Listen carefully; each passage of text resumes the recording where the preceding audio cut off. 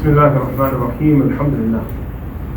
الحمد لله وكفى وسلام على عباده الذين اصطفى خصوصا على سيد الرسل وخاتم الأنبياء وعلى آله الأزكياء وأصحابه الأتقياء، أما بعد، فأعوذ بالله من الشيطان الرجيم. بسم الله الرحمن الرحيم. والذين جاهدوا فينا لنهدينهم سبلنا وإن الله لمع المحسنين. صدق الله العظيم. As life progresses, with every step you take forward, you reflect over the past and evaluate on what actually happened.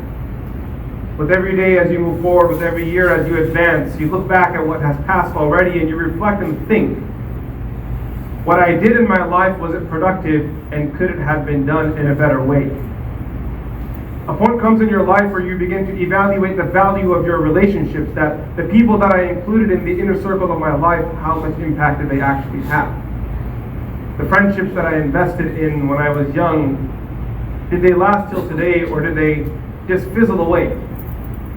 And as you go through this deep dive into your own life, there are certain realities that become very clear. And from those realities, not every relationship is the same. Not every person that claims loyalty is truly loyal. There are blessings in life. There are sacrifices that are made. Some sacrifices yield much more benefit, while others you sacrifice, but what you retain from what you've gained isn't really significant. And the one true reality that every Muslim can admit is that the greatest blessing that we have in our life, the greatest thing worthy of all of our sacrifice, is the companionship and love of Allah subhanahu wa ta'ala. Because as life progresses, you find that people come and leave. There are marriages, there are divorces, there are births, there are deaths. You meet friends in the classroom and then you graduate. You move from one city to another, one country to another. But the one constant in your life is your companionship with Allah subhanahu wa ta'ala. That your Lord, your Rabb, is always with you. That no matter what path you end up taking in life, no matter who's around you, whether you're standing at the peak of a mountain alone or standing in the middle of a bazaar surrounded by thousands of people, your Allah is always with you. That's a relationship that can't be compromised regardless of how much social pressure there is or emotional weight or burden that you're carrying. When you open the Quran and see the stories that are narrated in it, of all the great men and women that came in history, the one thing that's common in all of those stories, if you were to summarize them down to one statement, it would be that good or bad, you never give up on Allah subhanahu wa ta'ala. That you always stick it through. Whether it's a story of Ayyub alayhi salam, Zakaria alayhi salam, whether it's a story of Ibrahim alayhi salam, that's a relationship you never ever compromise on. You believe in it, you commit to it. Things happen in life. Some people have growth intellectually, while others have growth physically, some grow financially, some are just great social bugs where they can interact with anyone and they just flourish there. But all of that aside, your relationship with Allah subhanahu wa ta'ala must be constant. It must be one that you invest in, that you have to build. When we talk about the future of Islam in America or in the East or in the North or the South or whatever corner of the world, the reality is that all factors aside, the security of a person's faith is dependent on whether they can be comfortable loving Allah where they are with who they are. That's what it boils down to. And now scholars, they engage in lengthy discussions, and community activists create atmospheres and environments and trying to understand nuances within societies and communities and cultures to try to find a way for Islamic law and religion to manifest in a practicable approach for the individuals living in that day and time.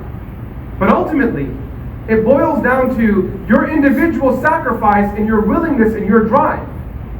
We can teach our children all the dates and names of places in history, Islamic history may I say, and teach them all the legal rulings, and these things will prepare them to be good Muslims, but the truth is, these are tools. They are adat. That's why in Islam, when you study these traditions, they teach you that Sharia, Islamic law, is a tool. Tariq, Islamic history, is a tool. Nahu and Sarf, language, is a tool. Rhetoric is a tool. But all these tools lead you to one thing, and that middle point where all these roads gather is at Allah subhanahu wa ta'ala.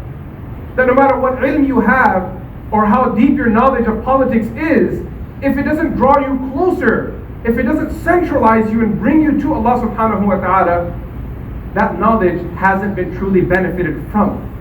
And therefore Rasulullah sallallahu alayhi wa sallam makes a distinction between ilm nafi' and ghayr nafi', where he says, Allahumma inni a'udhu bika min ilmin la yanfa'. Oh Allah, save me from knowledge which doesn't benefit me, because a person whose heart is connected to Allah subhanahu wa ta'ala, regardless of what piece of information you give them, it'll draw them closer to Allah subhanahu wa ta'ala. Islam doesn't have a course on medicine. Islam doesn't teach this. Islam has guidelines that are within a boundary, and it teaches so many things, but Islam doesn't teach me how to be a mechanic. Islam doesn't teach me how to be an electrician or a plumber.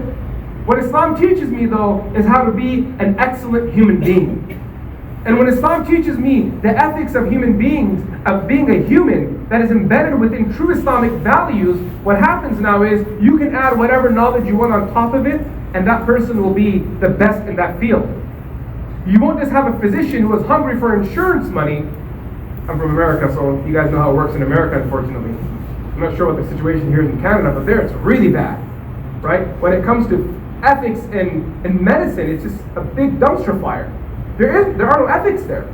When in reality, historically, when individuals went to physicians, specifically, these people were viewed as the cream of society, the cream of the crop, because they had interacted with a human being in a very intimate way that other people didn't. So there were realities that they were aware of, and there was a spiritual awakening that many of these individuals had, that they would even be called the Hakim, the wise. Because these people there are different ways of looking at this word Hakim, but nonetheless, it stands still. The point still stands. But in today's world, we have people that are functioning in all aspects of society, but they are morally corrupt because they've been given knowledge. They have these tools, but those tools haven't been connected to the centerpiece, which is the love of Allah subhanahu wa ta'ala. Bring in the love of Allah, and what you'll find is the human being changes. Bring in Sharia and revelation into a person's life that it's embedded in the love of Allah, and you will find their hearts change, the value of the human being changing. When I speak to my congregation in Texas and I say to them that, hey guys, work on your character, be better Muslims. I want you to try to choose an aspect of the life of Rasulullah sallallahu alaihi wasallam and embed it in your life. The first question every human being has is, what's the value proposition here?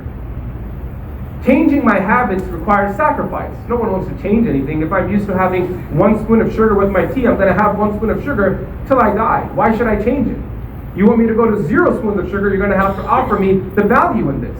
Tell me, what do I get out of it? So you're asking me to grow a beard out because that's the sunnah of Nabi sallallahu alayhi wa sallam, or to increase my recitation of the Quran, or to be more regular and punctual in the masjid. What's the value proposition here? What are you offering me back in return? And for most of us, we don't have much to say because we're not sure. A young person looking at 2 parents, and one parent is connected to the masjid while the other may not be, and they see the one that at times, this isn't a absolute principle, but it happens, that sometimes those who manifest religiousness externally are morally corrupt. So then they begin to think that what's the value proposition here? That why is it that I need to be a better Muslim when I see a person who isn't practicing Islam the way you're saying may be a better human being? Now, there are so many things to unpack in this sort of a statement and claim. But the center of it, the point that connects to our discussion today, is that no matter how much religion you lather on a corrupt heart or a heart void of Allah subhanahu wa ta'ala, there will be no beauty in there. The example of this is like spraying air freshener in a room that's full of just messy laundry. It'll smell good, it'll look good temporarily, but that smell, that rotten smell from those socks that are lying in the corner will effectively emerge. They will come out. Purity and beautiful character, an embodiment of Islam, comes from a pure heart. When a person has a pure heart, the characters that originate from there, the human being that takes birth from there is original. That person is sincere. They don't have to speak because when they talk, you can see sincerity in them. Their character and their kindness isn't selective, where they're only able to be kind to their superiors or someone who they're expecting something in return from. Rather, their character and their kindness is extended to every plant, tree, bug, and every animal, and every family member, and every individual they see, because they see them as the creation of Allah. They see goodness in you. We can continue teaching people all the tools that they need to be good Muslims, which must happen, and we need to continue doing this. And this is where our Sunday schools and Islamic schools and evening Quran classes all come into play. But I appeal to every parent that is here and every mentor that is listening to this, including myself and all of us. We all play a role of influence in someone's life. We need to teach those that are coming ahead how to learn to love Allah subhanahu wa ta'ala. There needs to be work that is done at the center of the heart of the human being. Teach them to love Allah. Find me a parent who's interested in doing this and has a skill set or a plan on embedding the love of Allah in their child's heart, and I can give that parent a high five that you are on the right path. Otherwise, the stories continue. That my child went to Islamic school and they strayed from the deen because their deen wasn't connected to their heart.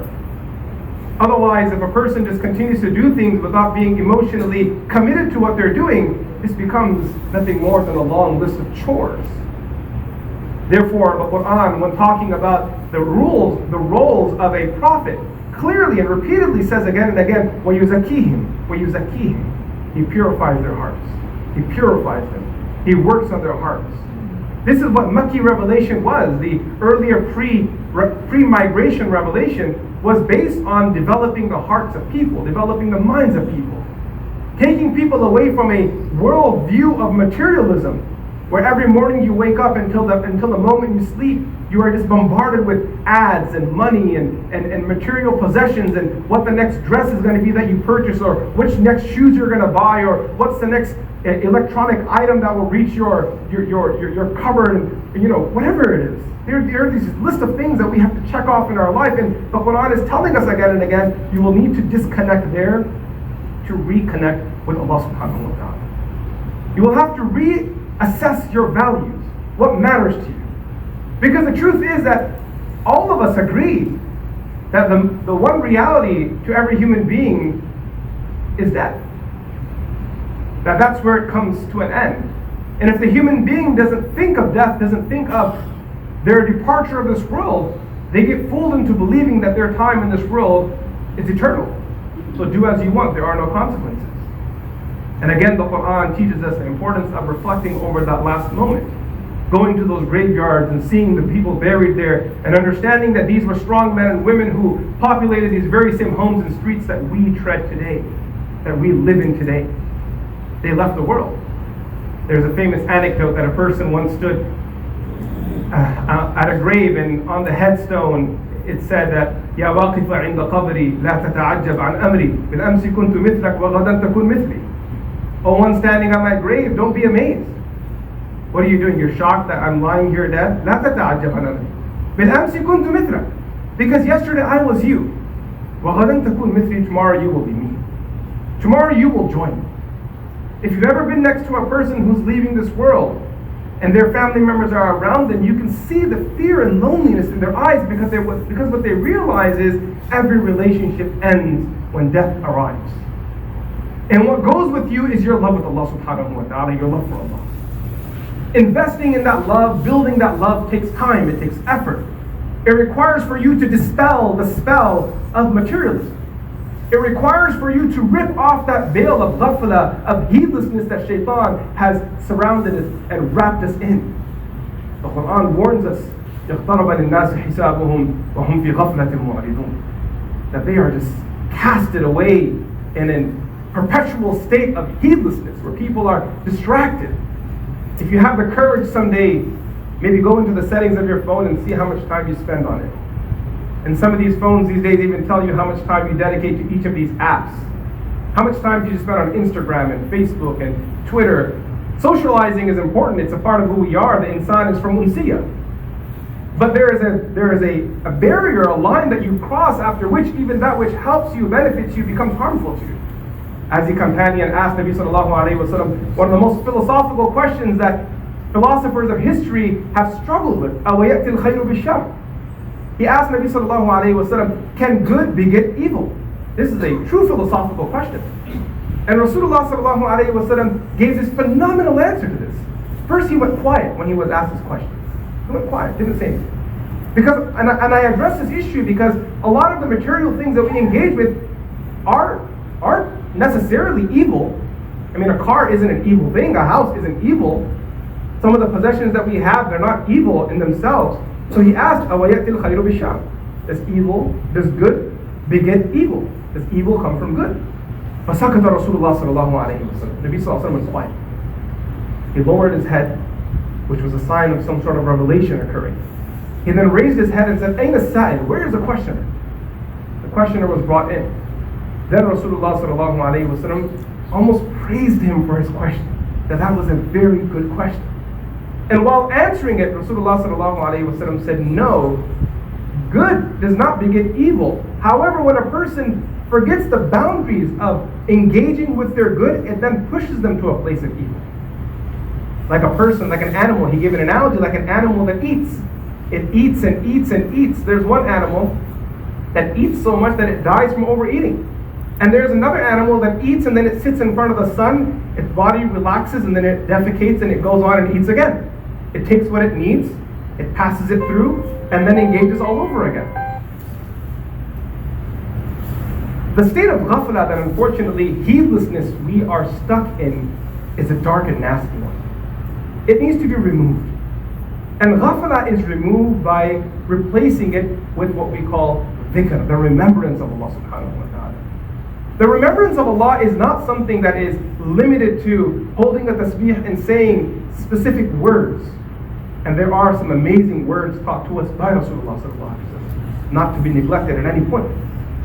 The remembrance of Allah subhanahu wa ta'ala is a perpetual state that a person enters into where no matter what they do, they are connected and they are cognizant, aware, conscious of Allah subhanahu wa ta'ala. That when a person is leaving their home in that moment, it's another random morning and they're doing the most mundane thing of walking out of their house and about to close the door. In those seconds before you shut that door closed, you ask yourself, right now, do I feel the closeness of Allah or not? And before you go to sleep, before you close your eyes, you ask yourself that question again, that do I feel the closeness of Allah? Am I feeling the presence of Allah or not? And you keep asking yourself that question again and again, and that's where your journey of spirituality starts. It starts with the question that, am I aware of Allah subhanahu wa ta'ala? And then with time you become aware, that awareness comes, and your answer now is, yes, I am aware of Allah. Those who commit themselves to Allah subhanahu wa ta'ala. Now no one's saying this is going to be easy. It requires work. But I'm here to tell you that this is something that is 100% worth it. Because when a person commits themselves to Allah subhanahu wa ta'ala, in return, Allah subhanahu wa ta'ala will offer that commitment back. And when Allah subhanahu wa ta'ala commits to someone, things change, guys. Things change. Difficulty in life will continue, but that difficulty won't weigh anything because you know that in that moment, as people are walking away and your heart's getting really heavy and tears are just about to flow, you know in that moment, because you've been asking yourself this every day, do I feel the closeness of Allah? And in that weak moment, you ask yourself, is Allah with me? And your answer is yes. You'll cry, but you'll cry in joy knowing that everyone left but Allah stayed behind. As Abu Faras al-Hamdani, the famous poet, said, فَلَيْتَكَ تَحْلُو وَالْحَيَاةُ مَرِيرًا وَلَيْتَكَ تَرْضَى وَالْأَنَامُ غِضَاء وَلَيْتَ الَّذِي بَيْنِي وَبَيْنَكَ عَامِلٌ وَبَيْنِي وَبَيْنَ الْعَالَمِينَ خَرَابٌ إذا صح منك البد فالكل هين وكل الذي فوق التراب تراب فليتك تحلو والحياة مريرة. Only if you remain sweet, and I hope that this relationship is awesome, Ya Allah, even though everything else gets bitter. وليتك ترضى والأنام غضا. And only if you are happy while everyone else is angry at you. وليت الذي بيني وبينك عامر وَبَيْنِي وَبَيْنَ الْعَالَمِينَ خَرَابٌ. Only what's between us, you and I, Ya Allah, is solid and strong. It's there. And what's between me and the world is non-existent. إِذَا صَحَّ مِنْكَ الْوُدُّ. Because if love from you is true, then the one reality that I will accept is وَكُلُّ الَّذِي فَوْقَ التُّرَابِ تُرَابٌ. That everything above the soil is just that, made of soil. I mentioned one thing earlier, that when a person leaves this dunya and people begin to walk away from you, and reality hits you that it's time to leave, Allah always takes care of His own. He doesn't allow them to be alone. Nabi sallallahu alayhi wa sallam said in a hadith Qudsi, "Man aadali waliyan faqad adantuhu bil harb." Whoever takes any one of my friends as an enemy, I announce war against him. Imam Shawkani rahimahullah ta'ala has a whole book dedicated to this hadith. He calls it Hadith al-Wali. Hadith al-Wali. So he has a whole book, Imam Shawkani does, dedicated to this riwayah. At the end of that narration, in one version of this narration, it's a Hadith al-Qudsi, so Allah subhanahu wa ta'ala is speaking in first person. At the end of that narration, He says, "There is not a thing that I am hesitant in than the hesitation that I have in extracting the soul of my friend.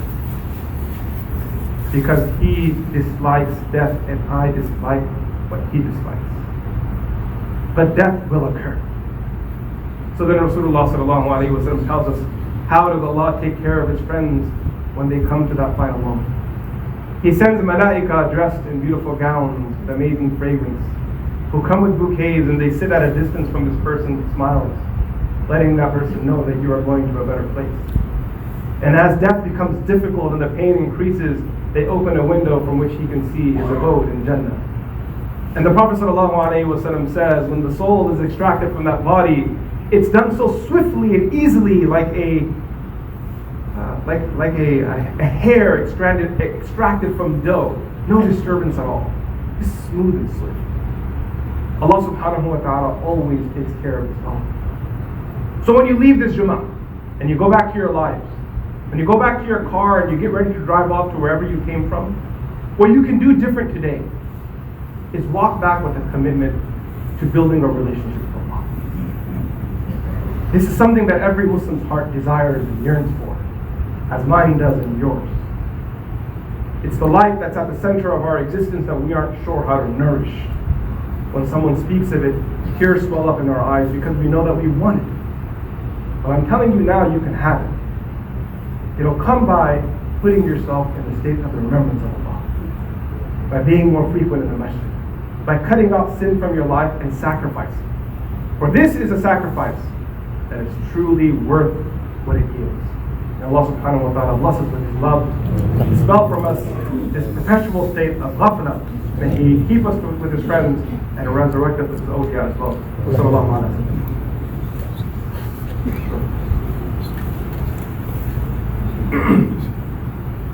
الحمد لله الذي لا يرجى لكشف الشدائد إلا هو ولا يدعى لدفع المصائب إلا هو وما طلب الواصلون في الكونين إلا هو وما مراد العاشقين في الدارين إلا هو الناس كلهم فقراء ولا غني إلا هو الناس كلهم ضعفاء ولا قوي إلا هو لا خالق ولا مالك ولا ناصر إلا هو هل من خالق غير الله يرزقكم من السماء والأرض لا إله إلا هو ونشهد أن لا إله إلا هو ونشهد أن سيدنا وحبيبنا وسندنا ومولانا محمدا عبده ورسوله أما بعد أيها الناس وحدوا الله فإن التوحيد رأس الطاعات واتقوا الله فإن التقوى ملاذ الحسنات وعليكم بالصدق فإن الصدق ينجي والكذب يهلك وعليكم بالإحسان فإن الله يحب المحسنين ولا تقنطوا من رحمة الله ولا تقنطوا من رحمة الله فإنه أرحم الراحمين ولا تحبوا الدنيا فتكونوا من الخاسرين ألا وإن نفسا لن تموت حتى تستكمل رزقها فاتقوا الله وأجملوا في الطلب وتوكلوا عليه فإن الله يحب المتوكلين وادعوه فإن ربكم مجيب الداعين واستغفروه يمددكم بأموال وبنين إن الله تعالى أمركم بأمر بدأ فيه بنفسه وثنى بملائكة قدسه وثلث بكم أيها المؤمنون من بلية جنه وإنسه فقال تعالى مخبرا وآمرا إن الله وملائكته يصلون على النبي يا أيها الذين آمنوا صلوا عليه وسلموا تسليما اللهم صل على سيدنا محمد وعلى آل سيدنا محمد كما صليت على سيدنا إبراهيم وعلى آل سيدنا إبراهيم إنك حميد مجيد ربنا آتنا في الدنيا حسنة وفي الآخرة حسنة وقنا عذاب النار ربنا هب لنا من أزواجنا وذرياتنا قرة أعين واجعلنا للمتقين إماما يا رب العالمين اللهم اهدنا فيمن هديت وعافنا فيمن عافيت وتولنا فيمن توليت وبارك لنا فيما أعطيت وقنا واصرف عنا برحمتك شر ما قضيت فإنك تقضي ولا يقضى عليك إنه لا يذل من واليت ولا يعز من عاديت تبارك ربنا وتعاليت فلك الحمد على ما قضيت ولك الشكر على ما أنعمت به وأوليك، نستغفرك ونتوب إليك، وصلى الله على النبي الأمي. سبحان ربك رب العزة عما يصفون وسلام على المرسلين والحمد لله رب العالمين.